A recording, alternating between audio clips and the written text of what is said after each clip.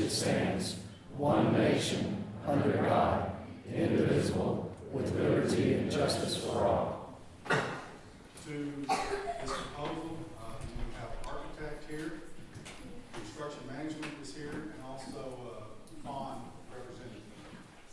All questions you want to ask are going to be open tonight. Tonight I'm going to give you an overview, a little background, what got us to this point, what went into the bond proposal, and put it in perspective of why we're presenting the package that we're presenting. We divided into two phases. There's Proposition 1 and Proposition 2. Proposition 1 is the construction of the new athletic facility in the high school. The second part of that would be security and safety upgrades to Cedar Elementary. The next phase would be a realignment of grades from the middle school and the high school, what we're currently going to do with these buildings.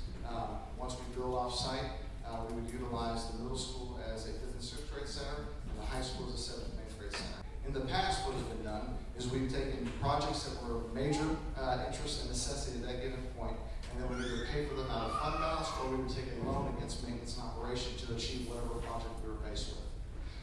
Doing that, over time, that number has accumulated.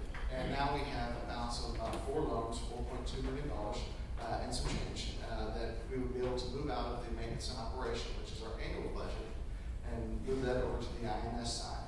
One of the things Ford was committed to is let's not build facilities that we can't afford to operate. Then additionally, let's not take on a financial obligation that we can't return to the students and the teachers. So there's some structure built into that Proposition 2 as well. But I was approached time and time again about facilities and what is my initial perspective on facilities at Eastland ISD. My initial thought is, we have some historical value. We have some tremendous historical value matched by tremendous teaching. That was initial first glance, then it goes beyond the schools. You look downtown, look at those better restored, look at the pride that's taken in this community. So the initial reflection is this is a great place to be. We take pride in our stuff, and there's a lot of history here. I'm Richard Rogers, president of Caterpillar Architects Engineers out of Abilene. We've been designing schools for about 30 years now, so what we have in front of us is a footprint study of what a school, new high school will take. It's going to be about 87,000 square feet, and plus another 5,000 square feet for a vocational program building that would be separate from this other. One of the things to touch back on the maintenance cost, Abilene ISD did a maintenance cost on new schools versus old schools. The school we just recently completed is in its second year of service. It's running $1.81 a square foot for gas utility services. A comparable elementary school of the same square footage was running almost $3.60 a square foot in their operational costs. So again, you can see the difference that new construction has over existing construction. Thank you. I appreciate it. I want to tell you guys first, I appreciate the sincerity of y'all taking questions tonight. I know there is lots of questions, and I know you didn't have to do this. So I extend an appreciation for that. I've got the opportunity to visit with Mr. Cochran, and I found out a lot of information, but I'm a numbers kind of guy, I'm a business guy, and I know you guys, as you've told me, Mr. Cochran, you're in the business of schooling kids, and I don't know as much about that as you do. Likewise, though, you probably don't know as much about business as I do. When we're talking about bond amount, a lot of my information hunting has been trying to find an area demographically that we can compare ourselves to. Average household income compared to the size of the bond, not being close to large job markets as many are. Do you guys have anything to offer for that? Is there something out there comparable for the tax rate, for our demographics in the state of Texas that we can look at? One of the things I've done is we've accumulated this research over a period of time. And to say I've memorized it all, I'd be lying. So Mr. Williams does have a little bit of data. Do you have any of that with us? And I will tell you, it's one of those things, and you and I visited, I got to sat down and had a great discussion. It's interesting when you're on two different sides of an issue, but it's still a professional discussion. I do appreciate your involvement in this process. But you can look at these numbers, and depending on where or which angle you have your perspective, you can gather data until it supports your point and stop. That's the dynamics of data. But You're going to look at per capita income. You can look at it from the city level or from the ISD level. We chose to look at this from the ISD level. I know there's been some publications comparing city to city services, but we're looking at an ISD bond rate. I was wondering what sort of security threats we're facing because, and how are we going to update them?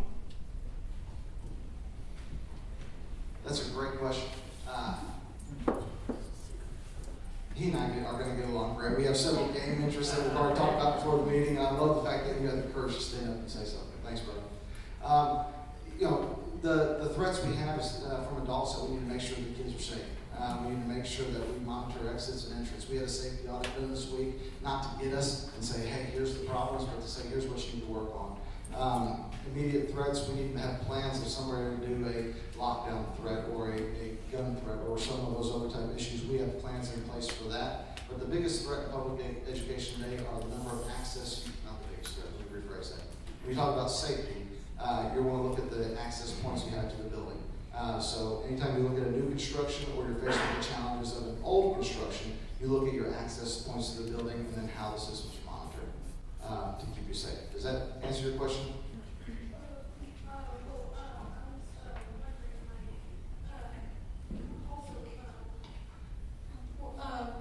What are some major immediate threats that we might face?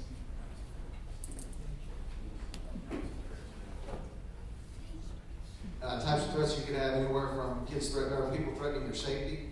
As far as we all look at the unfortunate things that happen in the news, school shootings, building intruders, those type of things. Have we had any of those turned in?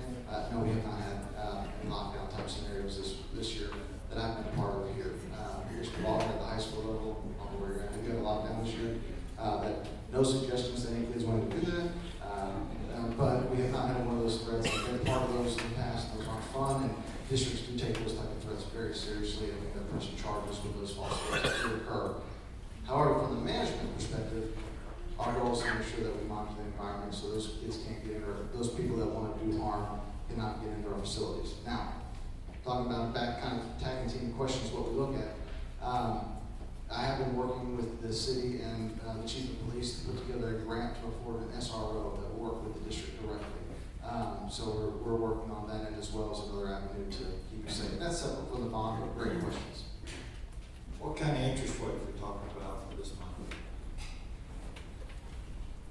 Hi, my name is Nick Bulash. I'm with First Southwest Company, the district's financial advisor.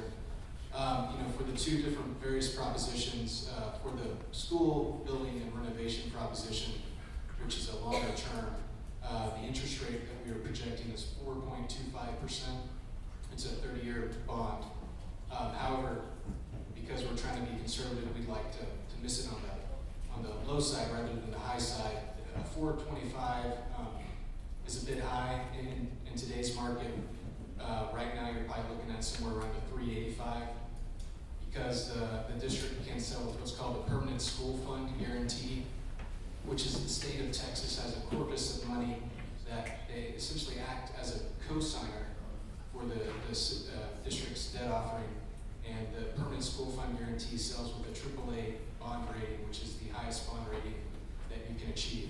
So the district would get the benefit of the permanent school fund rating, and so that's the interest rate we're assuming for the 30-year proposition, the school building proposition, 4.25. For the taking out the M&O debt service and M&O loans, we're not extending the term of any of those loans. We're keeping them over the same life that those loans were originally financed at, and we're assuming a 3.25% for that. Unfortunately, those loans do not qualify for the permanent school fund guarantee. However, the final maturity is only 15 years, with the bulk of that maturing in the first 8 years. So really, it's not as much of a difference as you might think.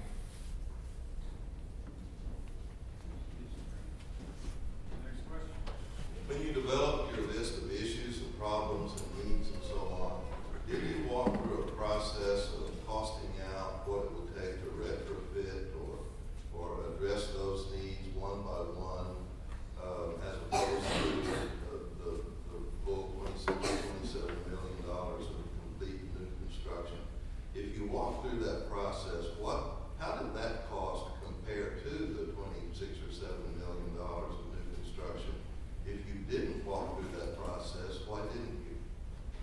when we started going through the process, we established a vision, figured out which way we wanted to go with it, but we considered the cost of working with various architects and contractors on cost of renovation. We looked at one issue, going through a facilities audit and looking at the immediate needs of the district, with the high school specifically, and talked about a per cost dollar a foot and then per cost of major items. I will tell you that when you do the initial phase of the renovating, you guys correct me if I misquote this because I don't look in front of me, but the renovation cost can be anywhere from $100 to $150 a foot for renovation, but then you can have, just in this building alone, upwards of $1 million with some compliance issues. $100,000 per restroom, because our immediate issues were ADA and elevator. And you look at $100,000 per restroom facility and $300,000 and some odd thousand dollars for an elevator, and I believe another $225,000 for electrical service, potential for the service. About $1 million in some ADA compliance, along with about $100 to $150 a foot per unit building up to code. That's before you start classroom renovations on top of that, but when you look at a building-wide renovation project. I have another question, if I might. I didn't hear anything about a football practice facility, so are you going to practice on the playing field? If not, how will that be managed as far as moving the practices around? I can answer that. Every turf field that we have done, they do the practice on there.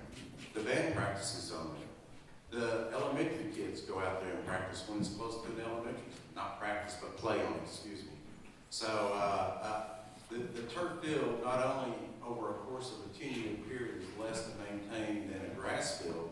The number of uses that you would have on a normal football field, you probably have 15, maybe 20 events a year on your current football field. You can go up to almost 300 events a year on that field, and that's everyday practice, that's band, that's intramural football games, whatever you want to use. So, what I understand, if I'm, just want to make sure I'm understanding this correctly, what you're saying is that the district feels like building the new facility and the infrastructure and everything that goes with that is a better option than restoring, refurbishing, renovating. Can't remember the word Mr. Holliday used for that. Our current facilities and building just the facilities we may actually need to offload some of the stress off this school. Is that what I'm understanding? Not that that's a bad idea, I'm just want to make sure that's what I understand.